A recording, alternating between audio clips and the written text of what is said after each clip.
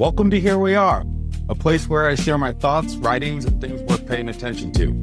I'm your host, Ben Savio, and today I'll be reading you a love letter I wrote. I hope you enjoy. The Invisible Cost of Motherhood. I wonder if our kids know the cost of your motherhood. Motherhood is beautiful, yes, but it's also brutally expensive. Emotionally, physically, mentally, spiritually. And in some ways, motherhood is a death by 1,000 cuts. First, it will ask for your body, then your sleep, then your time, then your hobbies, then your friends, then your ability to finish a sentence, then your clean car and your hot meal.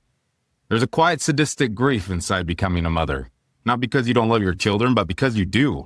Because you love them so goddamn much, you keep handing them tiny pieces of yourself until one day, your account is overdrawn and you find yourself crying on the bathroom floor somewhere, wondering where you went. In Harry Potter, a Horcrux is created when someone is able to split their own soul and hide a piece of themselves inside another living thing or object. In a strange way, motherhood can sometimes feel like its own kind of reverse Horcrux, where with each new kid, a mother must metaphorically split her own soul and place the pieces of herself inside the heart of her kid, not out of violence, but out of love, and then spend the rest of her life protecting those pieces of herself as they walk around outside her body, by checking fevers, whispering tiny prayers, and trying to use whatever magic she has left to keep the world from breaking them. Or as Elizabeth Stone put it in a more succinct manner, making the decision to have a child is to decide forever to have your heart go walking around outside your body. Nobody warns you about the quiet, disappearing magic trick of motherhood. It sneaks up on you in a subtle, almost seductive way. One interrupted thought at a time, one cold meal at a time, one kid yelling, "Mom!" through the bathroom door at a time. 1,000 micro decisions you made to give yourself away again and again and again. It descends upon you in this conscious and subconscious way you choose us over sleep, us over silence, us over eating when the food is still warm, us over finishing a thought, us over having a body no one touches for 5 goddamn minutes. And then one day, without any ceremony, you catch yourself in the mirror, and you don't recognize the woman looking back. And you can't help but think, who is this anxious woman I've become? Who is this tired, beautiful, anxious woman? This woman who can imagine 1,000 ways her husband and children may die before breakfast. This woman living inside a body that has been stretched, emptied, touched, needed, and still asked to keep going. This woman who loves more deeply than she ever thought possible, but also misses herself in ways she can't admit out loud. I miss her too sometimes. Not because she disappeared, but because she gave away so much of herself. I miss all the unclaimed parts of you. The parts that belong only to you before everyone else needed you. I miss the way you used to look forward to getting dressed every day. How you'd plan out your outfits like it was your own small form of art. Like getting dressed wasn't just to get dressed, it was saying something. I miss the way you could relax in the bath without needing to lock the door, like you were protecting a sacred temple from tiny sticky intruders. I miss the way we used to play pointless board games with your parents on Sundays before adulthood turned every free minute into a triage center of bills, dishes, schedules, texts, laundry, and all the quote-unquote important things that somehow keep us from the things we actually miss. I wonder if our kids know the life you gave up to choose them. Do they know you could have been the only female executive with a corner office in some big city somewhere? Do they know you could have been a female meteorologist this sad world needs, standing in front of a green screen making even the weather feel more human? Do they know you could have been one of those women on Sex and the City with a penthouse apartment, weekly Pilates classes with girlfriends, facial routines at your favorite spa, and an inner life people would pay just to stand near to? Do they know these alternate realities of you that you quietly lay down, the same way you quietly lay down the silverware for our family dinners at night? Do our kids know what you could have been if you didn't choose us? They don't. They think mothers just happen, like manna from heaven, like Amazon packages on the porch, like clean towels materializing in their drawers, like someone always knowing where the water bottle lids are in the house, like their favorite shirt reappearing each week, clean and folded by some invisible house elf who apparently lives here and works the night shift. They think the world turns because the world turns. They don't know it turns because of you. They don't know that biology is the least of what makes someone a mother. They don't know the quiet evolution you've undergone to become the family infrastructure instead of a person. How everyone notices when the house stops running, when the fridge runs out of milk, when there's no clean underwear in the drawers, but no one notices the woman carrying it all on her back. Because you remembered the dance shoes, because you heard the cough before it became a fever, because you found the library book under the bed, because you put the appointment in the Google Calendar, because you carried the invisible weight everyone else gets to forget. And maybe they're not supposed to understand. Maybe they need to believe the sun rises because someone opened the blinds for them. Maybe their inability to realize just how foundational you are is its own kind of testament of appreciation of how good of a job you're actually doing at building their world. I wonder if God feels the same quiet emptiness on the days nobody looks up, as he looks down on our seamless planetary orbit and filtered water, watching us live our small, astonished lives without ever stopping to ask who arranged it all. And even though I miss all the buried parts of you, I also love who you are now. I love the woman motherhood is making and unmaking you to be. I love the way you become an amphibian each night and disappear into the bath like you're returning to your original species. I love the way you neatly roll up little iPhone cords and store them in the drawer to show that you have some semblance of control within a house that continues to live out the law of entropy in real time each day.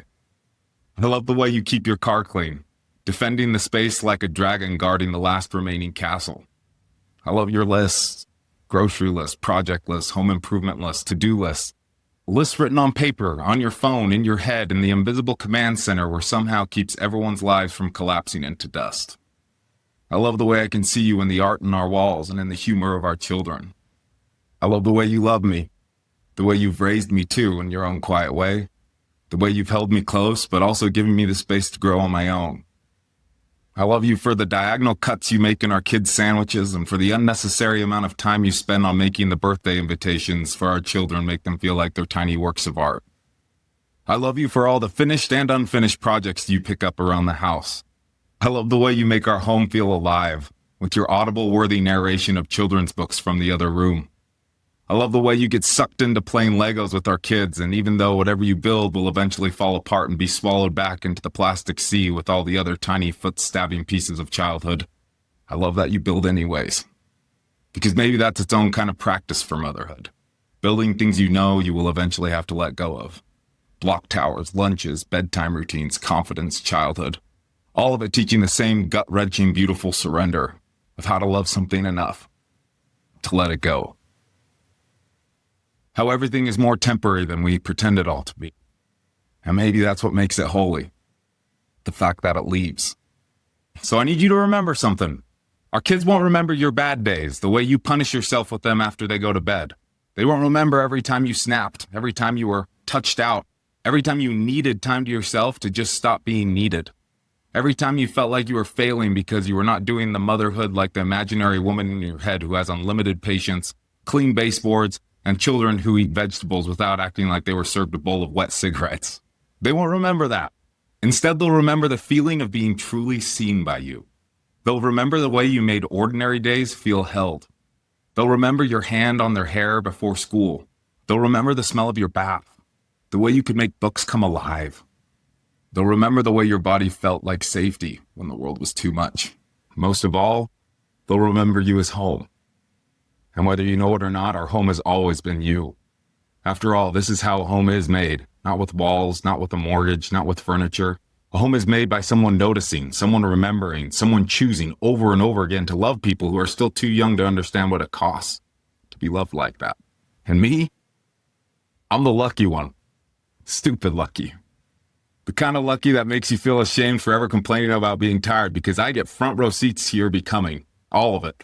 The awkward hair grow out stages, the identity shifts, the late night spirals, the waves of passion from your big ideas, the little obsessions, the way you learn everything about something when it catches your attention, the way you keep trying to find yourself again and again in the strange season of raising children who are also feeling around in the dark trying to find themselves. There's something sacred about being trusted to witness someone's becoming. So let me love you when you don't recognize yourself. Let me love you when you don't like what motherhood has made you to be that day. Let me love the parts of you you think are too tired, too anxious, too sharp, too changed to be loved. And I will love you until you learn to love yourself. Because I see you, not perfectly and not enough, never enough. But I see more than you think. I see the weight and I see how you carry it. I see the cost and how you pay for it. I see the beauty and the 5-step face wash routine behind it.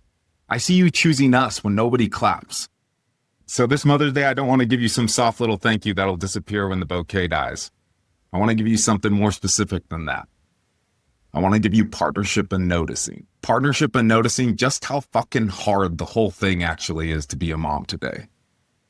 Noticing how heavy it is, noticing how well you carry it, noticing what it costs you to choose us over and over again every single day, without anyone asking, without anyone watching, without a performance review or a LinkedIn post or a standing ovation.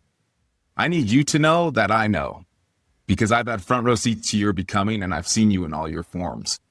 I am your trusted witness, and loving you through them is the most sacred responsibility I've ever been given. Happy Mother's Day. Thank you for listening to Here We Are. I enjoyed writing, reading, and throwing this out into the void, hoping to help someone else in the sea of the internet out there.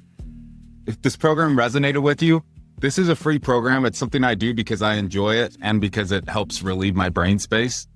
But you can show your support for me and my work by passing this along to another person who you think it might resonate with. And if you want more of this, don't forget to click subscribe, and I'll keep saying the quiet parts of ourselves that no one else is saying out loud. Thanks for being here.